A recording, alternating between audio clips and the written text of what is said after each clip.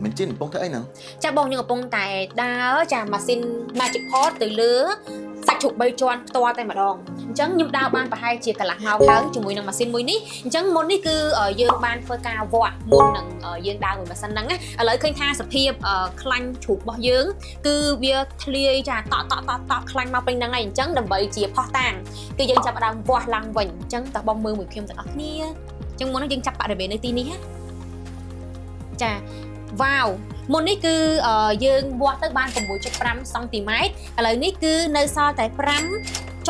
bay xong tìm mai tay phần nọ chà chứ bông mà tam nhóm như bà hai nhóm piประเภท คลั่ง đại nghi sầm rõ និង ประเภท คลั่ง ដែរ មិន ងាយ សម្រក់ នេះ គឺជា ប្រភេទ คลั่ง stop on fat ចា ដែល វា ពិបាក នឹង ធ្វើ ការ សម្រក់ និង រំលាយ បំផុត ដែល คลั่ง ប្រភេទ នេះ គឺ បណ្ដាល មក ពី ដំណរ ពូជ ចា អរម៉ូន ជា ផ្សឹក បងៗ ដែល គាត់ ចូល ចិត្ត ទទួល ទាន អាហារ ដែល ផ្អែម ឬ ក៏ ជាតិ ម្សៅ ច្រើន ហើយ ប្រភេទ คลั่ง បែប នេះ គឺជា ប្រភេទ คลั่ង ដែល ជ្រាយ ចា ទន់ ហើយ វា ធ្វើ ការ សម្រក់ ហ្នឹង គឺ វា លឿន ជាង stop on fat ផង ដែរ ហើយ คลั่ង បែប នេះ គឺ វា នៅ ក្រោម ស្រទាប់ ស្បែក ផ្ទាល់ តែ ម្ដង មិន ថា ប្រភេទ คลั่ង ដែល stop on fat ឬ ក៏ คลั่ង ដែល បែប ជ្រាយ នោះ ទេ គឺ សុទ្ធតែ អាច ធ្វើ ជាមួយ នឹង សេវាកម្ម magic pot បាន គ្រាន់តែ ការ ចំណាយ ពេល ចា វែង ឬ ក៏ ខ្លី តែ ប៉ុណ្ណោះ ជាមួយ នឹង សេវាកម្ម ចា magic pot របស់ យើង គឺ យើង ប្រើប្រាស់ ជាមួយ នឹង បច្ចេកវិទ្យា RF vacuum រួម ជាមួយ នឹង កម្ដៅ វា អាច ទៅ រំលាយ ខ្លាញ់ ដែល នៅ ក្រោម ស្បែក របស់ យើង បាន យ៉ាង ល្អ ចា សុវត្ថិភាព ដែល មិន ចាំបាច់ ប្រើប្រាស់ ការ វះ កាត់ នោះ ទេ ចា ហើយ បង គឺ ទទួល បាន អារម្មណ៍ ថា